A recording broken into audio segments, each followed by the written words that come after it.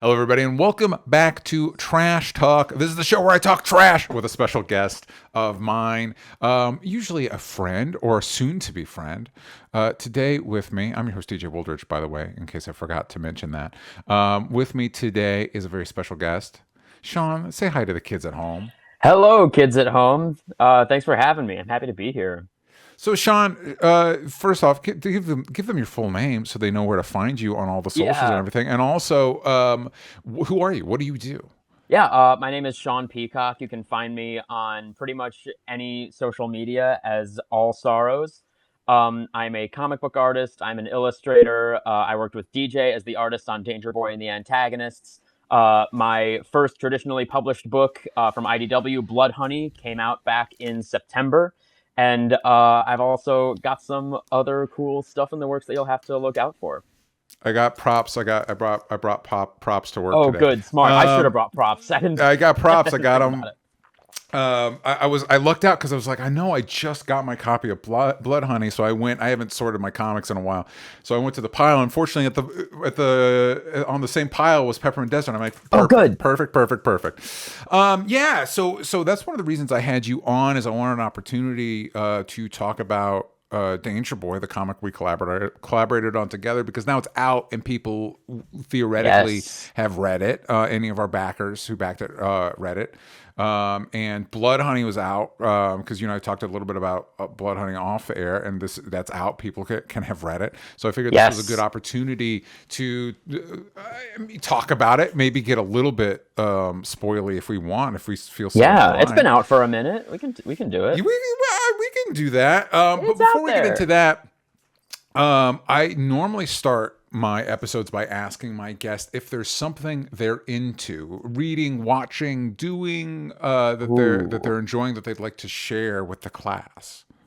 You know what? I just recently started watching Kamen Rider Kuga. Okay. Kamen Rider, obviously an inspiration on Danger Boy, at least Yes. like from the design perspective. I've always been like a big tokusatsu guy. I grew up with Power Rangers. I Mm-hmm. have like delved into Same. Super Sentai, but like I'm a little bit of a novice when it comes to Kamen Rider.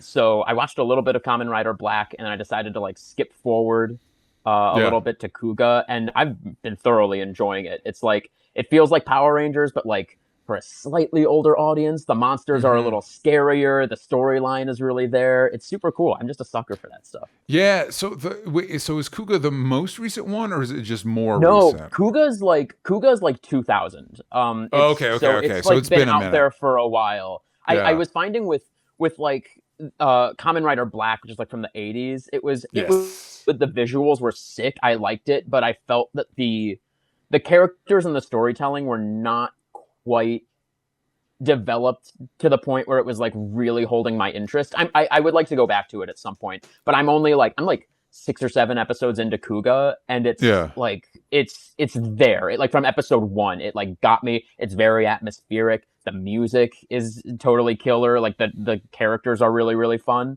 Yeah. Sub or So dub. I Sub or dub. yeah sub.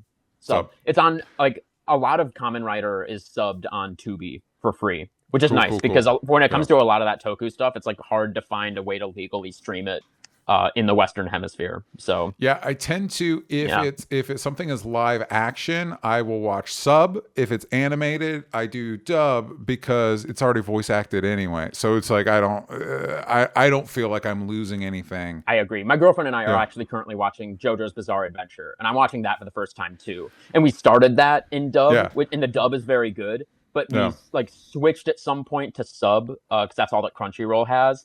And Yeah. that's a show where I think it benefits from watching the sub because a lot of it is like it's Japanese until Yeah. one line is very specifically English, and it's hilarious. Yeah, that's interesting. Yeah, I tend to watch because we did way back in the day.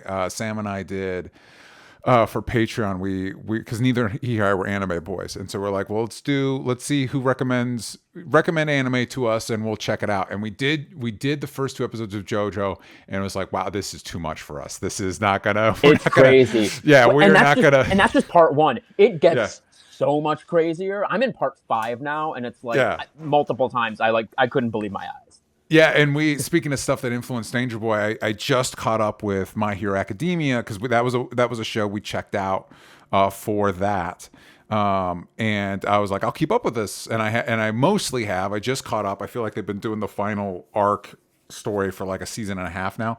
But yeah, that's when I watched dubbed, because why give myself extra work if I don't For have to? sure.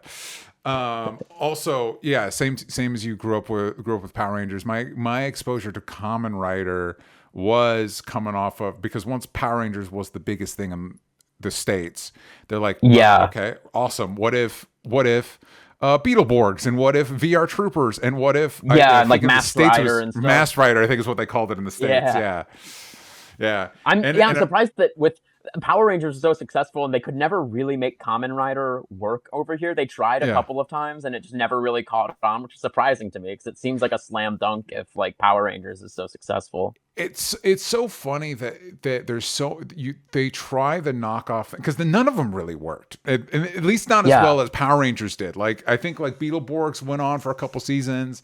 What was it, like Knights of, there was some like version of Power Rangers, but it was Medieval Knights. Oh, I don't even know that one. Yeah, there was a bunch of them, and I checked them all out, but like none of them were Power Rangers. And I feel like the same thing with like Pokemon, right? Pokemon was a hit, so they tried to make Yeah. like Digimon a thing.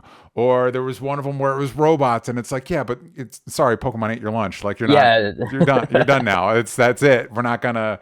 Well, people watch them. Digimon went on for multiple seasons. They're just coming out with a new game, but it's never gonna be Pokemon. It's never gonna. It's true. Yeah. It's true. The other thing I like to ask my guests is, tell us a little bit about how you got where you're at. You're an artist. You're relatively young in your career, but tell us how you got to where you're at.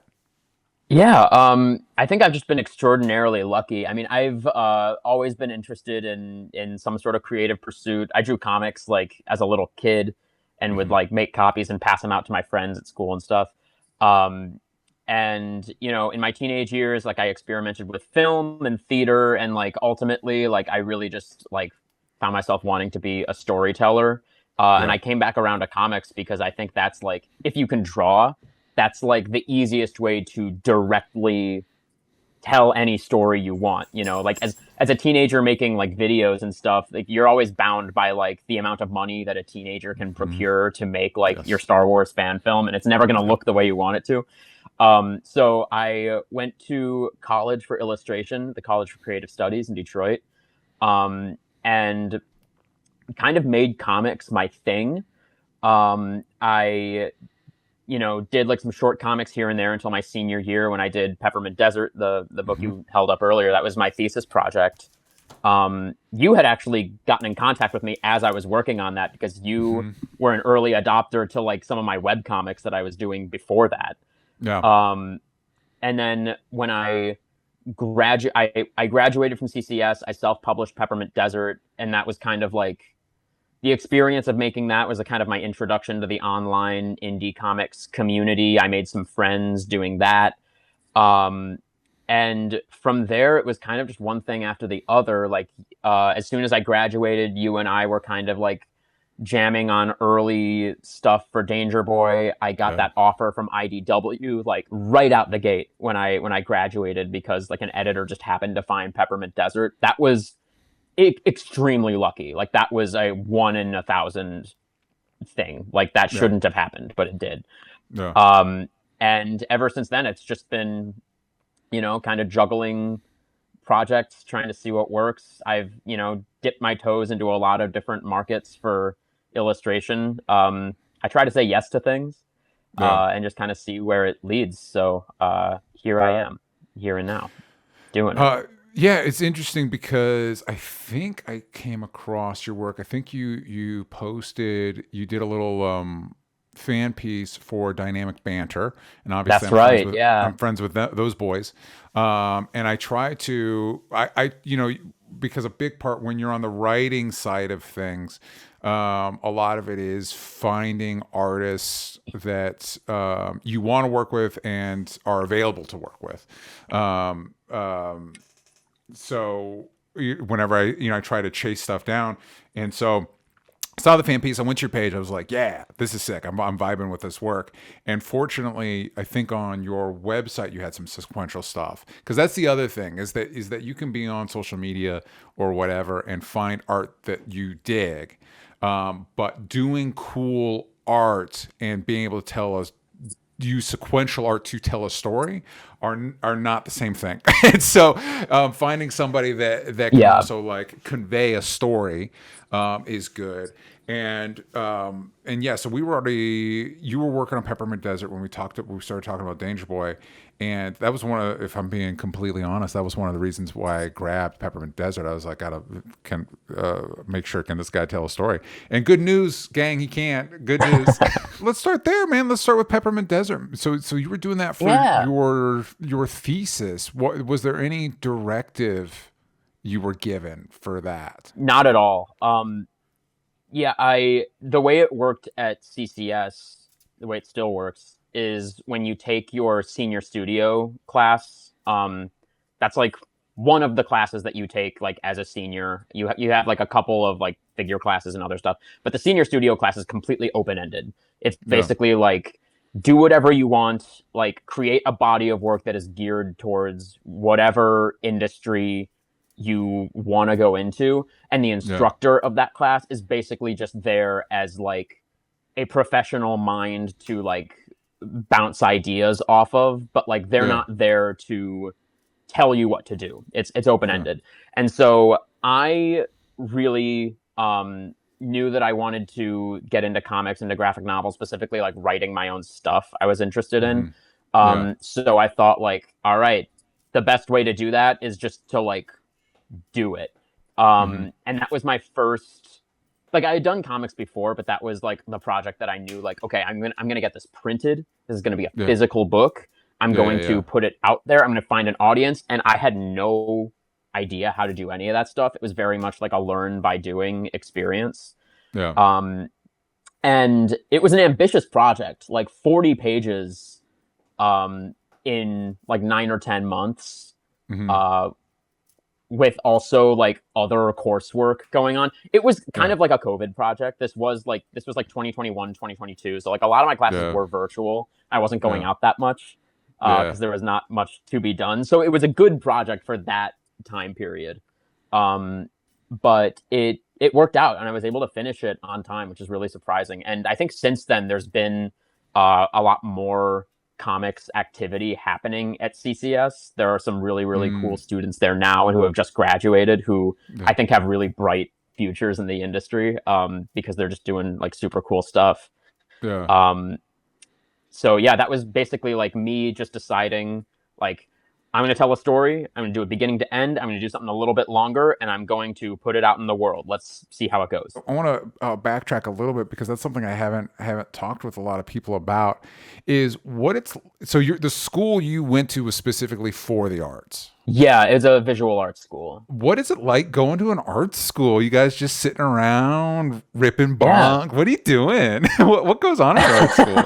That is what a lot of people think. It's a lot of neurotic people with big personalities, No. really stressed out What? and and trying their hardest to make a living in an industry, or not an industry, a craft that is Yeah. like not immensely lucrative Uh huh. always. I mean, and it's interesting because there is at art school, or at my specific art school, there are kind of like cliques, like at any other school, kind Yeah. of based on the majors, because there are majors like graphic design, UX. Like we were in Detroit, so transportation design was like a really Yeah. big money maker for the school. So like there are like a lot of majors, and it's funny because like a lot of the more like product design, like practical majors were like kind Yeah. of like on the other campus. There were two big like parts of the campus that were kind of like on opposite sides of Woodward Avenue.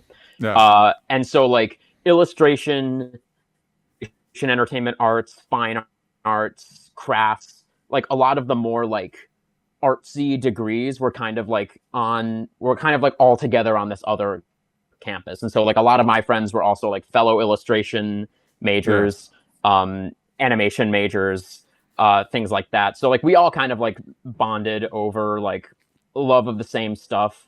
And it was nice because like there were other creative kids at my high school, but that was like my first time really like meeting other kids like me who had similar Hmm. goals.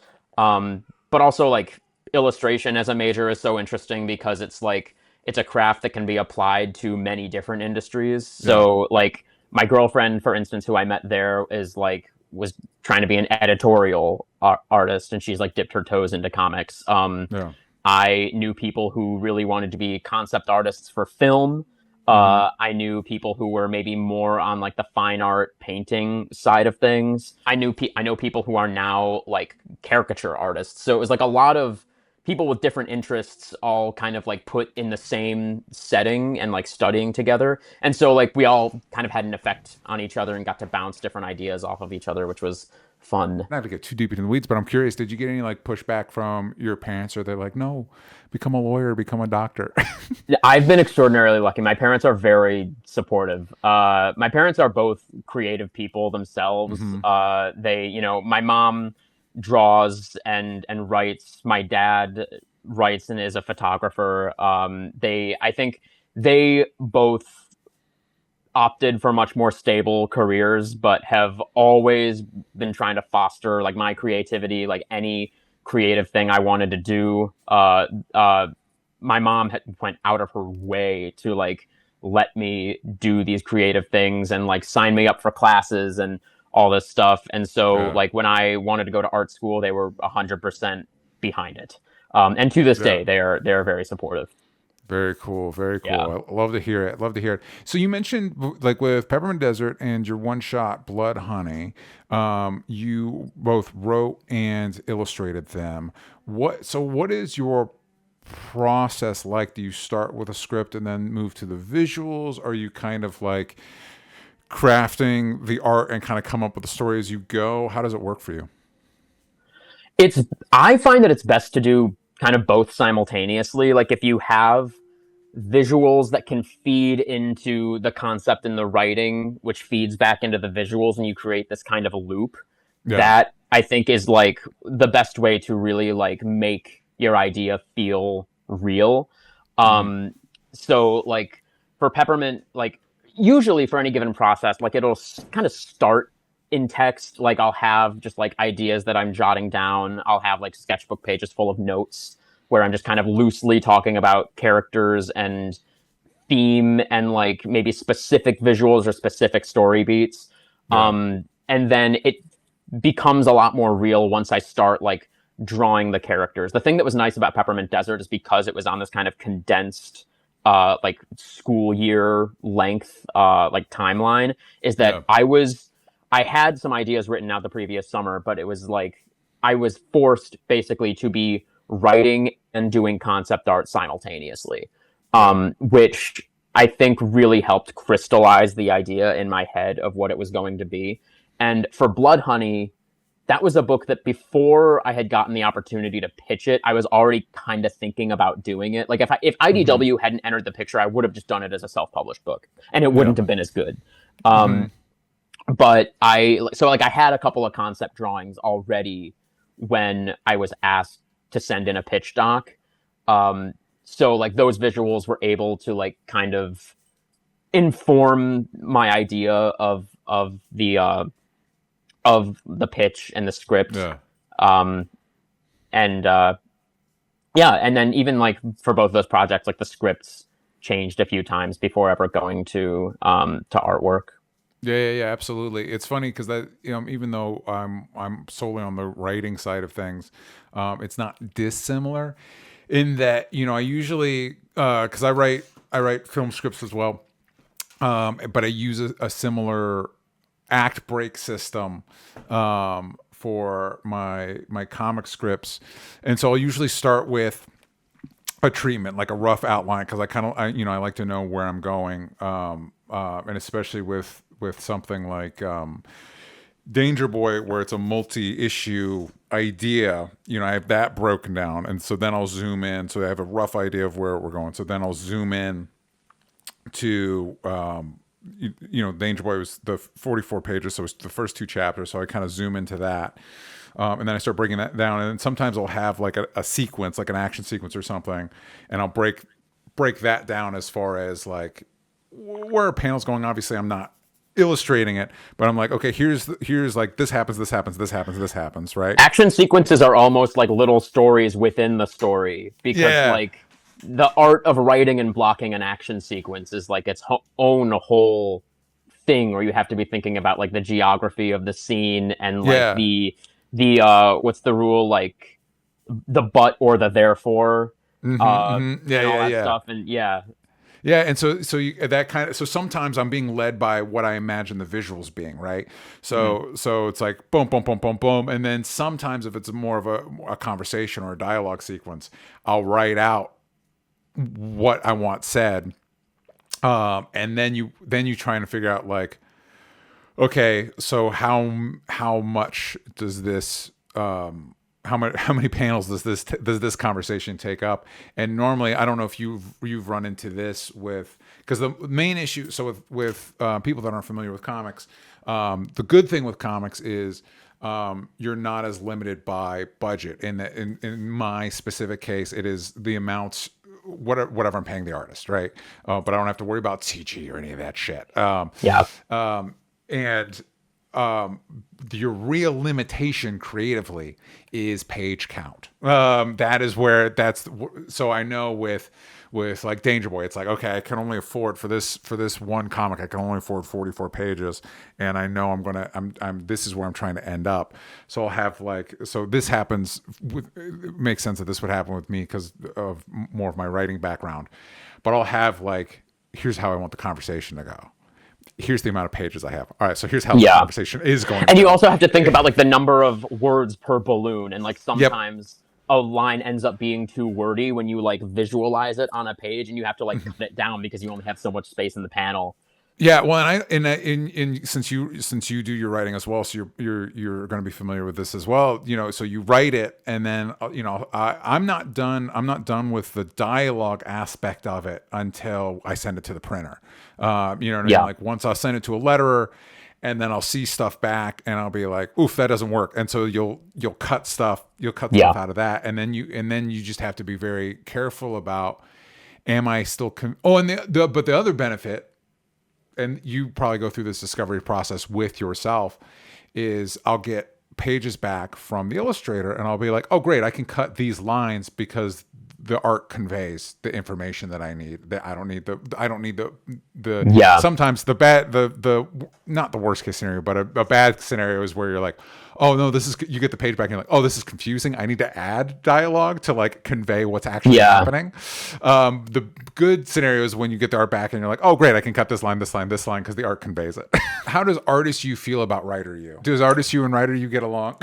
I think they do. I think I tend to have, and don't take this the wrong way because I had a ton of fun working on Danger Boy, but I think I tend to have the most fun when I'm drawing my own stuff. I think Yeah. because when I'm writing, I have a more specific idea of how it's going to appear on the page because I'm kind of thinking about that when I'm writing it. Whereas when I'm working with a writer, it's a little bit more of a dialogue, Mm-hmm. and I'm like looking over the script and I have to kind of like interpret your vision of how the scene is going to go. Yeah, yeah, And so there's a little bit more work associated with kind of like secondhand visualizing something that you have already visualized on your yeah, end. yeah, So it's like it's a little bit more of a puzzle. Whereas when I'm when I'm adapting my own scripts, yeah, it flows a little bit more because I've already kind of got that preconceived notion of how the script is going to work. That being said, sometimes I do betray myself. Like with Blood Honey, there's a lot of, it takes place at a high school. So there's a yeah. lot of students and there are a lot of crowd shots in Yeah, that book. And there's also a lot of like crazy architecture, which when I'm writing, I'm like, this is going to be so cool and yeah, atmospheric. And when I'm drawing it, I'm like, this is taking 3 days. yeah, yeah, yeah, yeah, yeah, So yeah. there's always a little bit of that, and I think anybody who like writes and draws their own stuff is gonna run into that. Yeah. But I think overall, artist me and writer me get along and I hope to be able to work with writer me more in the future. So for you, what are some of your who are some of your touchstone people, people that inspire you? Is it primarily artists, or are there specifically writer artists that you also like admire? Um, I think like a lot of it visually is artists. I love the greats. I love your Jack Kirby's and your Steve Ditko's, Yeah. and all that. I love Chris Samnee. I Mm-hmm. love, Daniel Warren Johnson, like all these, Yeah. Paul Pope, all these guys working now. Yeah. When it comes to like writing and storytelling, I think my influences get a little bit broader. They go beyond comics. Yeah. I'm a really big David Lynch fan. Mm-hmm.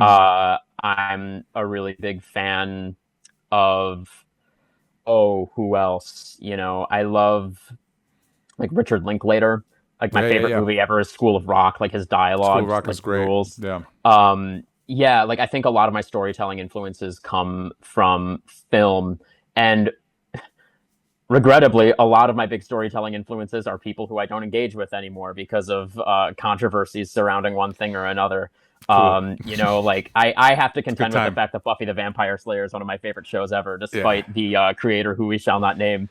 Yeah, Uh, man, it's tough. It's tricky. It's tricky. Like yeah, the Neil the Gaiman stuff hurt a lot too, because like he was a big yeah. influence on teenage me, and now it's like, damn, like me and him are over.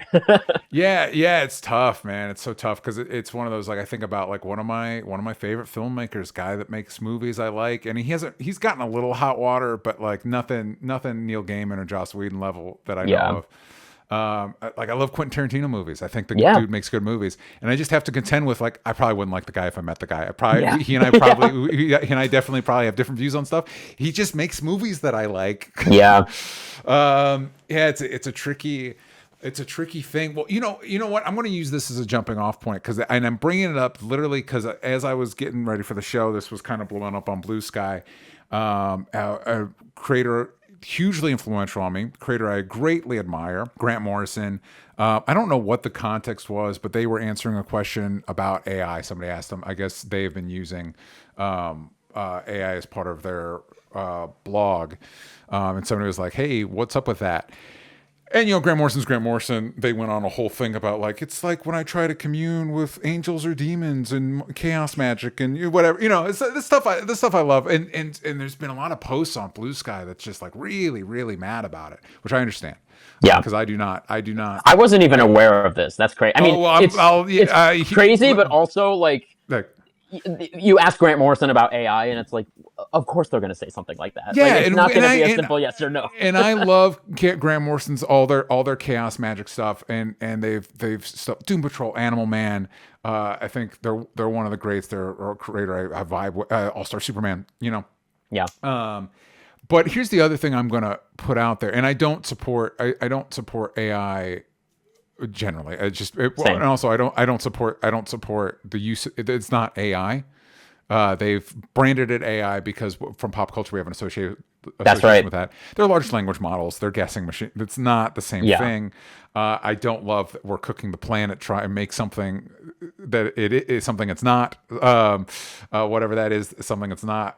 And while I imagine that we will find use cases for it, I think the use cases would be because, as I think you and I have both touched on this point, creative fields, especially if you're in a high end industry, like if you're let's say you're doing CG for a Marvel movie, incredibly taxing and time consuming, and I think it's very telling that the people trying to push the AI and LLMs, instead of going, great, this is a way, instead of, what is it, churn, like I'm sure there's specific terms, especially in the video game industry, like with burnout and churn. Instead of dealing with that shit, we can keep our teams and they can use these tools to ease some of the burden on them. yeah. Instead of thinking that way, they're like, we can just replace We these can people. replace it. Yeah, yeah. Well, and now they're finding that they can't because now they're Exactly. shifting their business models to like Yeah. to ads and porn and shit. Yeah, yeah, yeah. So we're tanking the economy and our environment for something that isn't what we're being sold. But Yeah, anyway, all that said,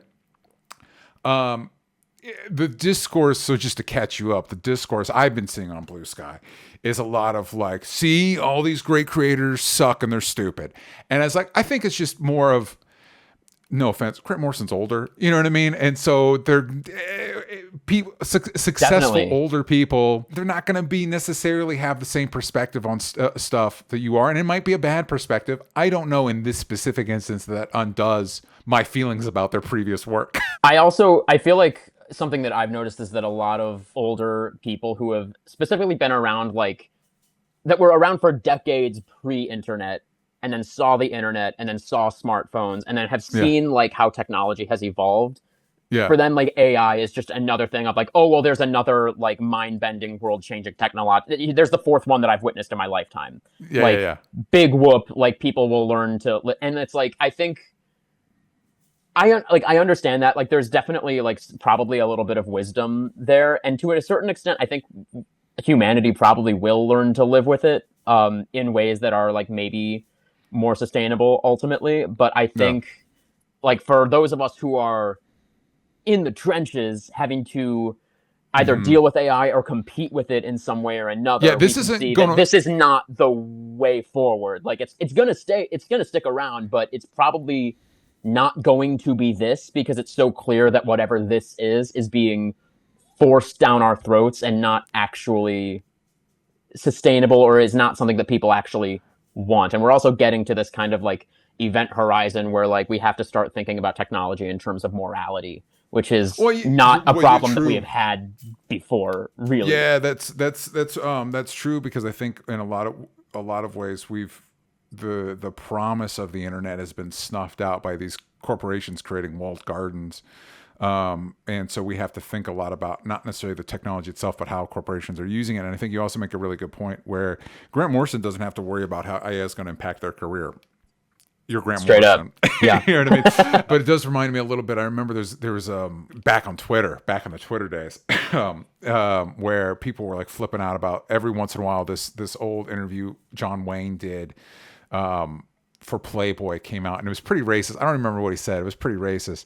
But I was like, one, I think it was like in the 70s. Like, one, John Wayne's dead. Two, this was already old. Three, this is a 50-year-old interview. John Wayne was an old man when he was already Yeah. old when this interview happened, man. Like, I don't know. I'm not going to John Wayne in his like 70s or 80s, in the 70s or 80s when Yeah. he's talking about, like, I'm not going to go to that guy for like moral guidance. Like, who gives a shit what John Wayne thought about that stuff. Rio Bravo rips. It doesn't surprise me to learn that John Wayne's a racist. Also, he's dead. I don't give a shit. Yeah. I don't care. You're right. I think there is a sense of, well, this is just the next smartphone or whatever. Where those of us that are a little bit maybe younger, a little bit more technologically savvy will be like, no, this is the next. This isn't the next smartphone. It's the next NFT, which means Well, it's nothing. exactly. Yeah, yeah, yeah. Yeah, I mean, tech has become this thing that is more about like spec markets and like, Yeah, and trying to like, dude, our it's a entire lot of it is snake economy. oil. Yeah, our And entire where, economy is run by grifters and gambling addicts, man. Like, it's insane. yeah. And I feel like it didn't, I mean, the tech, I mean, look, I'm not a scholar of like technology, so like there have always been grifters, but like I feel Yeah. like to this extent, this is not always what the technology field was, Yeah. you know? Yeah. For anybody, and we'll leave on this because we don't need to get off on this too much, but for people that aren't us, if you want insight for people that are more knowledgeable, I highly recommend checking out Cory Doctorow's work. I just listened to a podcast with him. He's coming out with, he coined the term shitification, and he's writing a book about that. And he's in very. He's a good listen. He's a smart guy. And Ed Zitron has done a lot of journalism about the AI bubble and stuff like that. And I'll I have to think check both them those, out.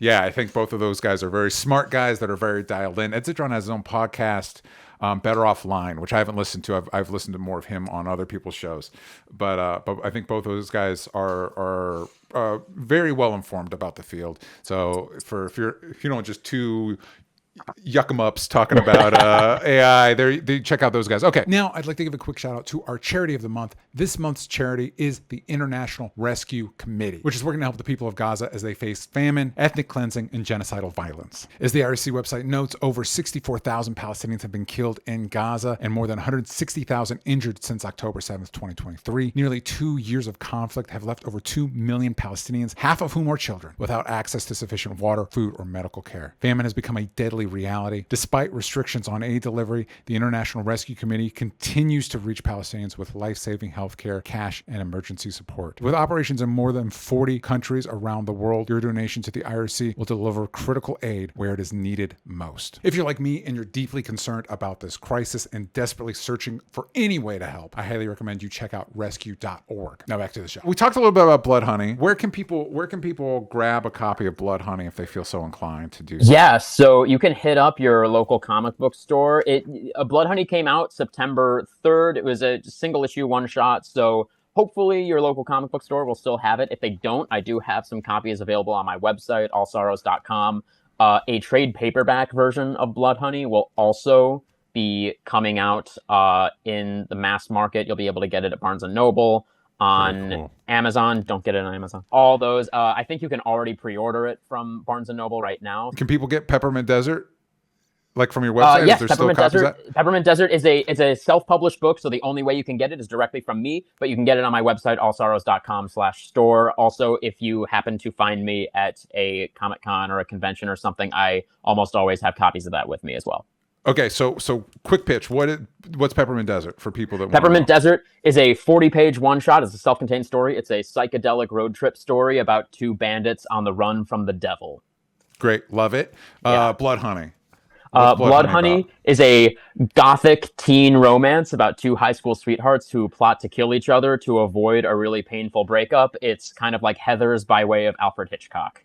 What was your thought process, by the way, before we move on to Danger Boy, because you're going to be shocked to learn that that's what I want to get to. What's your thought process on how do I want to phrase this, like rating, like how am I shooting for? It was part of your creative process. Am I shooting for like R or like PG-13 or somewhere in there? Do you know what I mean? Like as far as like violence and whatever, do you have a thought process about where you want your work to land? I think a lot of it is kind of intuitive. I don't think about it that much. I think my sensibility tends to lean just towards like a hard PG-13 anyway. It's interesting because there are a couple of projects like in my head where I'm thinking like due to like the visuals and theming, maybe it would be better if this thing were to be like more of an R or to be a little bit more mature. But I think even like when I have a book like Blood Honey that's so short and is like kind of leans more towards like dark comedy, like it made sense for it to be a PG-13. There was actually an interesting conversation that I had with my editor about some of the language in the book, because the script, it's funny, when I wrote the script, there was a long period between when I finished the artwork and when like the final lettering pass was done. There was about like a year in between where this book was just kind of in the can and they were sitting on it, like waiting for it to come out. And I had forgotten, once I read the first lettering pass, I had forgotten how many times I had written the word fuck into the script to the point where it was like almost a little bit much. And my editor was like, we can probably market this book to more people and maybe market it as more of a YA thing if we just replace all the F-bombs with Grawlix. And he's like, how would you feel about that? And I was like, you know what? Fine. Because it reads mostly the same. Most of the swearing in that book is like for the ends of like comedy. Like it's a lot of it is because it's supposed to be funny. So like replacing it with Grawlix, fine. But it was interesting because it was like a very simple change, like potentially opened the book up to like a slightly wider audience. The reason I ask is because when I think my instincts tend to lean more towards our stuff, because I think about the people that influence me a lot. It is like David Lynch, Quentin Tarantino, stuff like that. And when I went into Danger Boy, this is going to be my segue into talking about Danger Boy. When I went into Danger Boy specifically, so for people that don't know, wait, let's see if Sean can do it. Sean, elevator pitch, Danger Boy. Okay, Danger Boy and the Antagonist is a cyberpunk superhero thriller about an anti-fascist kind of Robin Hood type character called Danger Boy who joins forces with a group of misfits, former supervillains, to go up against a group of authoritarian superheroes who are in the pocket of a corrupt U.S. government. A little God bit damn, Sean's wordier, but I think I no, kind of yeah, got but it. Sean's better. Sean's better at pitching books than I am. I have to pitch Yeah, these two people's faces at cons a lot, so yeah. I get good at summarizing.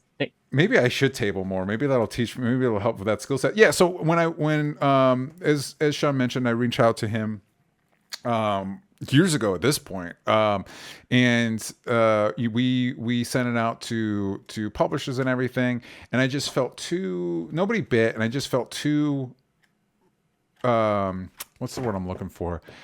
I, I felt too attached to this. I felt like no, there's something here. Like I don't. I feel like I need to get this book out there, and so we did it as a Kickstarter. But I believe the Kickstarter's done.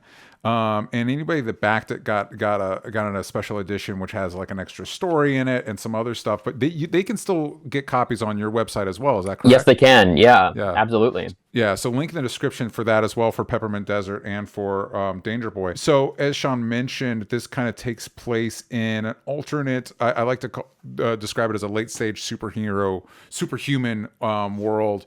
So it exists in a world where the statesmen are the world's most powerful superheroes, and we kind of. So there's a little bit of a deconstruction element in there as well, where they kind of suck. We kind of learn that they suck, and we follow people. We follow Danger Boy and the antagonists as they try to save their city from Lost Torres from being like overrun by these guys. And I kind of knew going into it, even though comics like Watchmen and The Boys influenced it, because how could they not? I didn't feel the same instinct of going. The Boys, especially, part of its toolkit of subverting superhero stuff is by going like hard R. Yeah. And I didn't want one. I'm not going to be able to do it as I'm not going to be able to outdo Garth Ennis. And I just felt like Watchmen and The Boys had kind of cornered that type of that market and that version of deconstruction. So as I was writing, and I also felt like, truthfully, I felt like it didn't fit your style. You know what I mean? Like it Yeah. didn't fit your style. And so there were times, but my instincts are always to go kind of like, especially because this is kind of a satirical book, to kind of like lean into that. So there had to I had some internal conversations about like, okay, how far do I push language, and how far do I push what's happening? There's one instance of implied violence at the beginning of part 2. That's Yeah. probably the heavy. We talked about that a little bit. Yeah. And that's an yeah. interesting thing of like, you would never see that in like a PG-13 rated movie, Yeah. but we put it in our book anyway, not because it's like, I don't think it's super vulgar, but it is a little shocking. And I've had people Yeah. tell me that it was shocking. Oh, really? Have you had that? Have you had that conversation with people? Yeah, man. Yeah. Because that was my other. That was in some ways the benefit of it not going with a publisher is once I realized the publisher wasn't going to pick it up and I was going to do it through Kickstarter. I'm like, oh, now I can do whatever the fuck I want. Yeah. I don't have to worry about. I can say exactly what I want to say, and not have to worry about some corporate person coming in like some suit being like, well, actually. You can't. Yeah. We support war over here. So yeah, that was part of the thought process for Danger Boy. So you mentioned a little bit earlier, but what was it like working with a writer? No, it was great. It was a really, because you were the first. Like I've worked with friends on like some like short form stuff, but this is the first time doing like a long form project with a writer. And it was a really, really fun process for me because it was interesting like for the first time kind of being a 50% stakeholder in the story. And it was such an interesting experience because obviously like this is a story that you came up with, that these are your words, but I feel an equal amount of authorship over the story because like the process of designing the world, drawing the characters over and over, like you gave me a lot of creative control when it came to the visuals of this book. And so like I formed like a personal attachment to these characters, and I feel that they are mine as much as they are yours, Yeah. which was not necessarily something that I was expecting going in. Yeah. Yeah. And also, you know, like I I wouldn't have necessarily on my own, despite being a big reader of superhero comics, like I wouldn't have done a project like this by myself. So getting the opportunity to create a superhero world from scratch was a really, really fun exercise, and finding ways to make it feel like it is my own, and not just, you know, obviously we are like, there are many references to the Marvel and DC universes, but I Yeah. did not want the book to visually look like it was just a direct riff on the big two. So giving it its own unique visual identity was important to me. And also Yeah. like, and going back to what you said about stuff like The Boys and Invincible Mm-hmm, mm-hmm, and mm-hmm. Watchmen and all these deconstructions, like you're right, they do lean into like hyper violence and grim darkness, which I think was like, you know, fitting for what they're trying to do. But I was almost like trying to look at this book not necessarily as a deconstruction, but just as like, you know, taking the core idea of what superhero comics are, what they are supposed to be. And we talked extensively about this like Yeah. prior to the book being made, of just like taking the genre and making it reflect the world that we live in today, Yeah. which unfortunately is full of a lot of conflict. But Yeah. Well, and it's um, funny. I think the world started reflecting the book more once it came out. By the time it yeah, came out, it was upsetting how much the book reflected our world.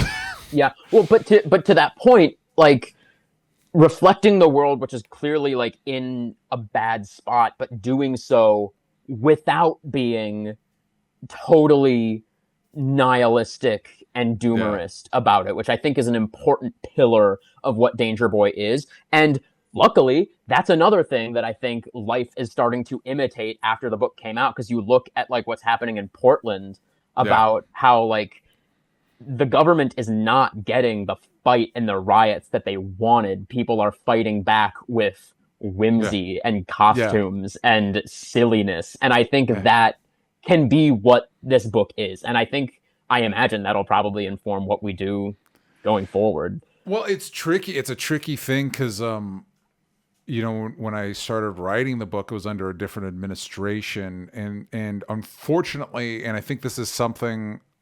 It's something I'm keeping in mind moving forward, but I do think it's something for the audience to keep in mind if you are in a similar position to Sean and I, where you're not stoked with the direction our country is in. A lot of the problems we're dealing with have been accelerated in the past year, but they didn't spring up in the past year, which is why some of the stuff the book touches on. Because when I was writing, it's like, okay, here are the problems I see and where they could go, and now we've started going there, and it was like, Yeah. see, see, Yeah. that's why these things are a problem. That's Yeah, why but they were a problem. certainly under the last administration, there was still Yeah, stuff to be pissed off about. one And I think hundred you do a percent. good job So of showing how both sides of the media are equally complicit. You know, like yeah, the so-called left and the right. You know. yeah. So it becomes, as I've been working on part two, which we're working on, how, because you don't. How do I keep the ethos that we kind of played with? So for people that aren't familiar, Marvel used to have for a long time, part of their ethos is, you know, how they would distinguish Marvel Comics from DC Comics is Marvel Comics represented the world outside your window. It's not set in Gotham or Metropolis, it's set in New York City, right? And as superhero comics have become more corporatized, not that they don't necessarily respond to the era we're in. A lot of them do, but and especially as they get tied into big movie franchises and stuff like that, their ability to speak to it directly, there's some hurdles there. And speaking of books that are tackling it, you know, you've got, if people are watching the video, you've got Absolute Martian Manhunter behind you. There is good And big two stuff that does this, like a lot of yes, the X-Men Krakoa stuff.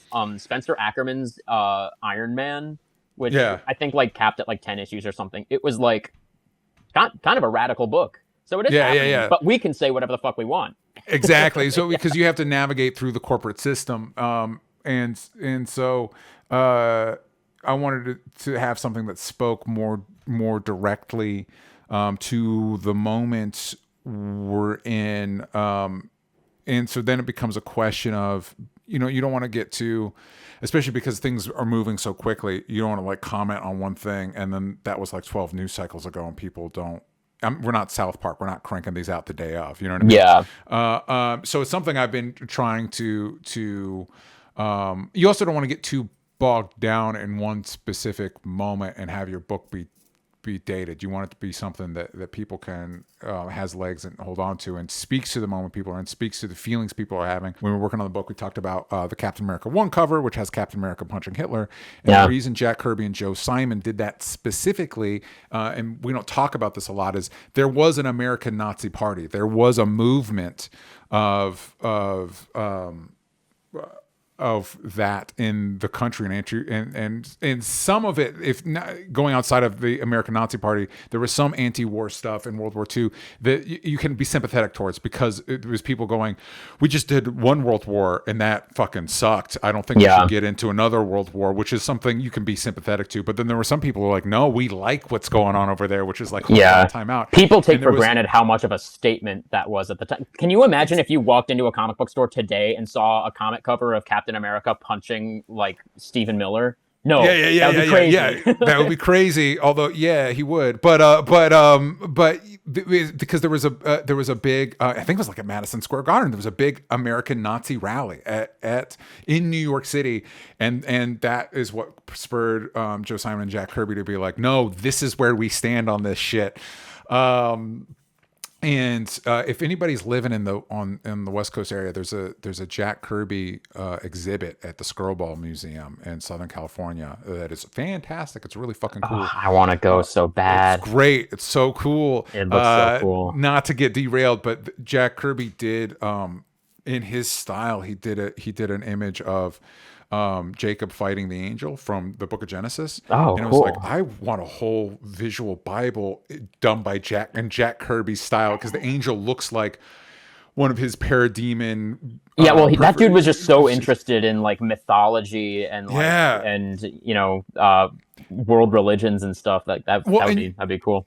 And that's another thing. If you're reading like Fantastic Four, or the New Gods or whatever, that's so baked into the comics medium that you forget how distinct Jack Kirby's vision was. You know what I mean? Like, and so when you see it outside of the context you're used to, you're like, oh, this is what this guy was in. It all makes sense now. Anyway, so that kind of something that speaks to the moment, but it's kind of timeless, trying to navigate that.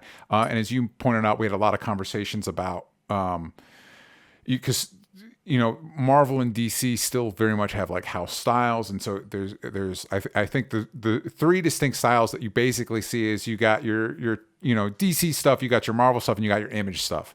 What are you referencing? It's like, well, we don't want to reference any of those fucking we'll like tip a hat to them. There's even some, even though I think for your style, the most distant from your style is, you think about early Image, Liefeld, McFarlane, Lee, that type of stuff. Even that stuff, there's some little hat tips in there occasionally, like, hey, this was a thing at one point. Definitely in some of the character designs. And like, I'm an X-Men fan. I've been reading through X-Men like chronologically, starting with Claremont, and I've kind of like, I'm starting to get to the 90s. And so I'm developing a little bit of an appreciation for like Lee and like even early Liefeld. There's some stuff that he did that's not bad. I definitely have an appreciation for that stuff. But like, I think like, going back to the world outside your window, like 60s Marvel stuff, like my dad's like hand-me-down back issues of like Silver and Bronze Age comics are like kind of what got me drawing in the first place as a kid. So like, I'm definitely coming from a place of like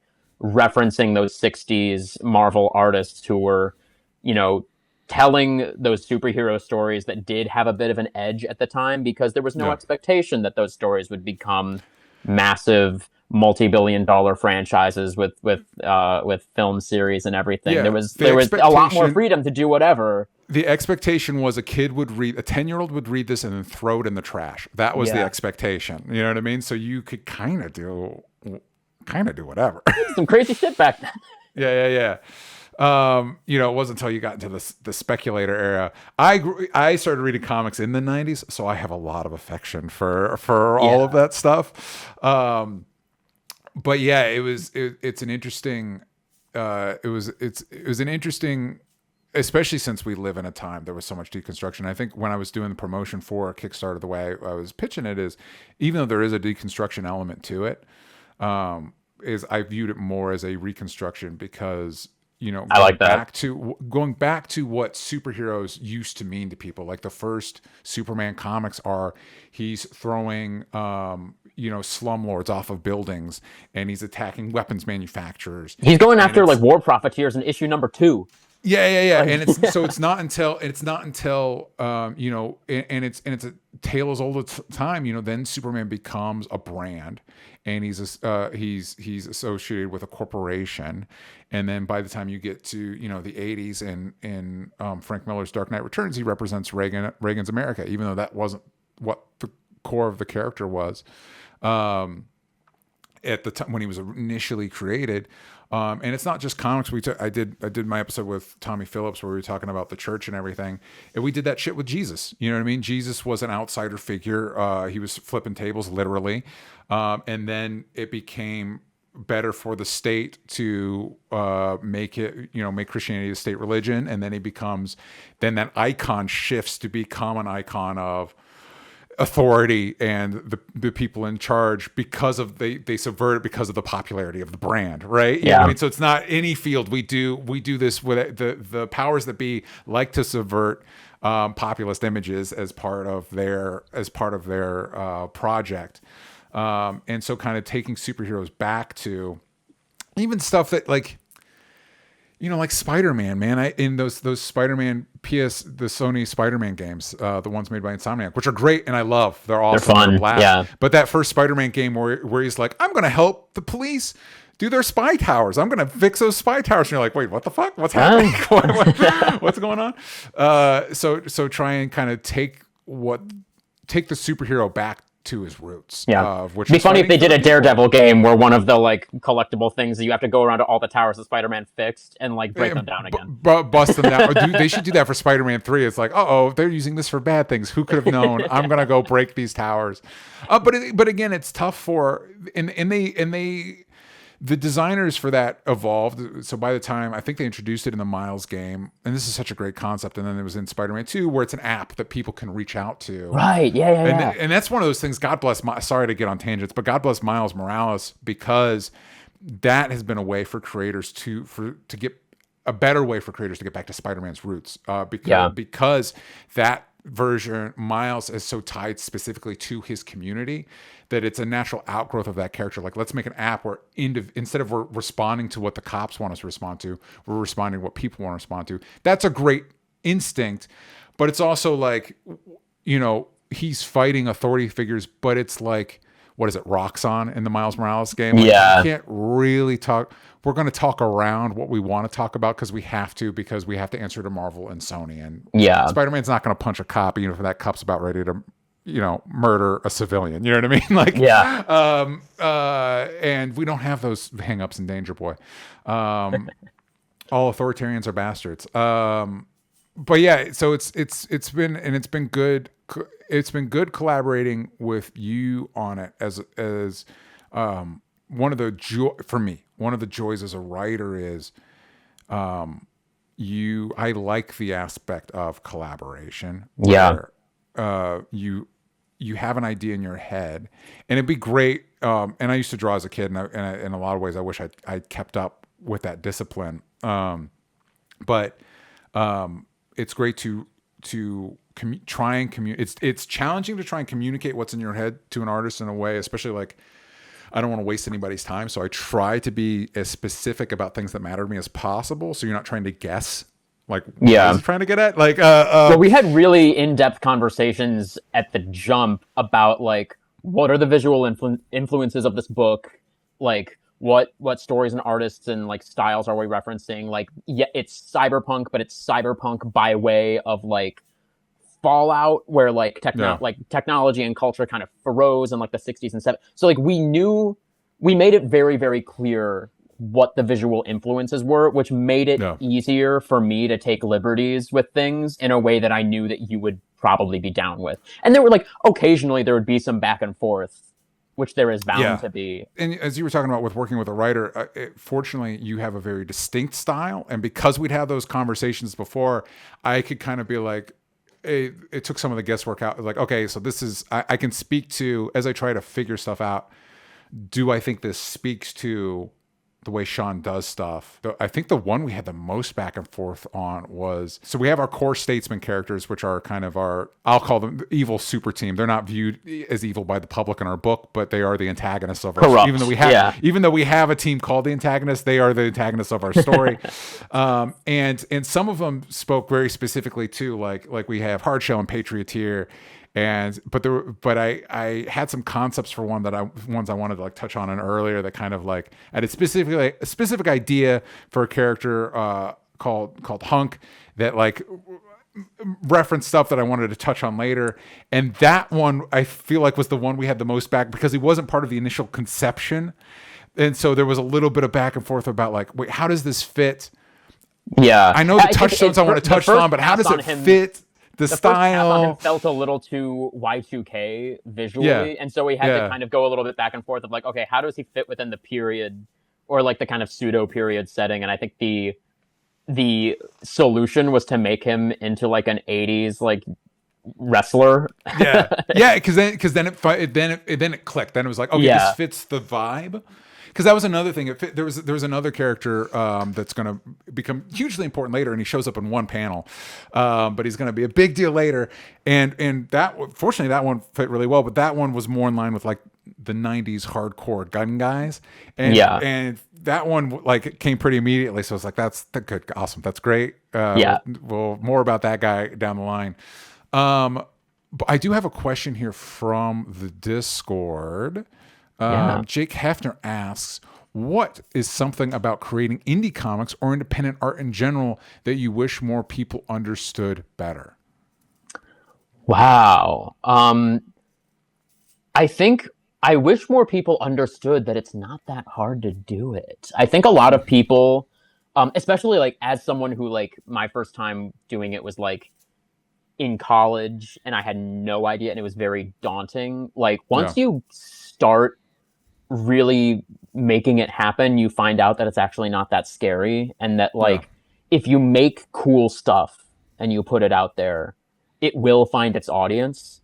The audience might not be huge, but it will be there, and there will be people who get what you're doing, who want to see more of it. And you kind of take it one step at a time. You make the thing, you find out how to get it printed if you want to get it printed at all. And you take it to a show, and it doesn't have to be a big Comic-Con where tables are $500. It can be a small zine fair. It can be like a local art fair. There's myriad ways to do this in ways that are small that you can scale up over time. And I think people like look at this indie stuff like it's, you know, they look at you like you're some like auteur when they see that you've done it, and it's really not that hard. You can just go out and do it. And I think, you know, on the other end of that, maybe there's like a conception that indie stuff is a little more low rent, that the quality isn't there, that like, oh, you didn't get a publisher, so how good can it be? And it's like, no, that's not always what it is. There's a lot of really amazing stuff that is like fully indie for reasons. Either a publisher didn't pick it up, or sometimes people just want to do it as an indie book. I think Danger Boy works better as an indie book, just because of its kind of punk rock ethos. Yeah, absolutely. What is something about creating indie comics or independent art in general that you wish more people understood? For every like James Gunn directed Superman, or like I think Taylor Swift just came out for with a new album. For every one of those, there are like thousands of creators that even creators whose names you might have heard of and do work that you like that, you know, are kind of struggling to get by, or like are just barely making by. It's not. I saw a pyramid once about the Spotify listens, and how like a bulk. If you looked at the pyramid, if you looked at the diagram, like a bulk of them get no listens. Like 90% of them get no listens, and about like 10%, like let's say 9%, get decent listens, but like no money from it. And then this like top percent get all the listens and all the money. And so, I would say take the time to, for every, because I enjoy this shit too, man. Like I enjoyed the Superman movie, and I pick up my Moon Knight comic every month.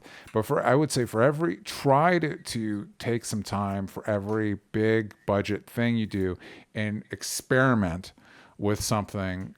Go to your local conventions, or pick up an indie book, even if it's like from Image and Dark Horse, which are still bigger publishers, and check some of that stuff out. It's hard to tell people like vote with your dollar, because like your dollars are not going to weigh as much as other people. If you're in a competition for dollars, you're not gonna beat out the Marvel or DC or whoever's marketing budget. But take the time to like try some stuff out and see what you can find, because it needs Sean and I were talking a little bit about the thing. It's like a fragile little plant that somebody's trying to get to grow, and it needs everybody to water it. So like, come spread your water around. Go just give something a try. Dip your toe in, check it out. Sean, before we go, is there some, speaking of like indie books and stuff like that, is there stuff that you want to tell people to, we'll get to your stuff. We'll check out Sean's stuff. We'll say that in a second. Is there stuff that you want to shout out that you think people should be checking out right now? Yes. My very good friend, Braden Boyd, is the mind behind an indie publishing operation called Shape Comics. He created a shared universe of superheroes that he created when he was a kid. And he grew up and started illustrating them and gave them their own stories. He self-published 3 issues of a character called Shape Man. He also did a triple feature comic that I worked on that was 3 12-page stories about other characters. He is collecting all of these into a trade paperback. The Kickstarter, I think it just ended, but I'm sure once it's out, there will be other ways of getting it. It's super cool. Braden's work is amazing. I'm good friends with him. He's got some other stuff coming down the pike that's really, really exciting. My friend Lewis Southard has a Kickstarter that I believe is still ongoing for a book called Laugh Riot, which looks awesome. My friends Sam Moore and J.R. Harris are indie creators out of Michigan. They put out a trade paperback of their like medieval fantasy comics. The book is called Evocation. It's fantastic. Cool. Those guys deserve so much more attention and acclaim than they have. So definitely go check that out. You will be shocked how many people in your community are creative, are creating amazing stuff. It is everywhere. Yeah, check it out. Yeah. Speaking of that, I also have a Kickstarter going. If you go to graveyardshiftcomic.com, it follows a group of people that are working the overnight shift at a fast food joint, and the mascots start coming to life and killing them. And it touches on a bigger, darker conspiracy that they need to uncover. Here are the 3 covers you can get by our main artist, David Stoll, and then Ryan Lee's cover, and then Chloe Brailsford. You can get all 3 if you want. You can get drawn into the comic. I think if you are a fan of any of the horror movies that I'm a fan of, like The Evil Dead, Gremlins, The Thing, Halloween, any of that stuff, even some more modern stuff like Terrifier, anything like that. I think there's one of the things I liked a lot about the story was kind of unintentionally, and it ended up touching on a bunch of different veins of horror. That I got to explore in this one story. So please go check that out. It could use your support over on Kickstarter. Type in the Graveyard Shift or go to graveyardshiftcomic.com. Also, Sean, Blood Honey is you can talk to your local comic shop, local comic book shop, or hit up my website. I do have copies for sale on the website, and soon you'll be able to pre-order it, or maybe now be able to pre-order it on Amazon. And you can also get copies of Danger Boy and Peppermint Desert on Sean's website, which is allsorrows.com/store. allsorrows.com/store. Please go check that out. Sean's got some amazing stuff down the pipeline. Sean, tell us your next project. Tell us now. Ooh, I can't talk about it. No, tell us. Say it on the Well, air. I can tell you that there's more Danger Boy coming. There is more Danger Boy coming. That'll be coming in 2026. That'll be a new Kickstarter for that. So stay tuned for that. Right now, we're looking at summer 2026. So I think keep so. your peepers peeled on that one.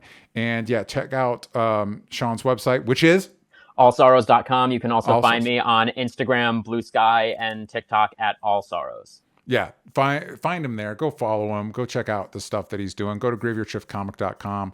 And thank you, everybody, for joining us this week. Like, subscribe, all that jazz. And we'll see you next time. Bye, everybody. Bye.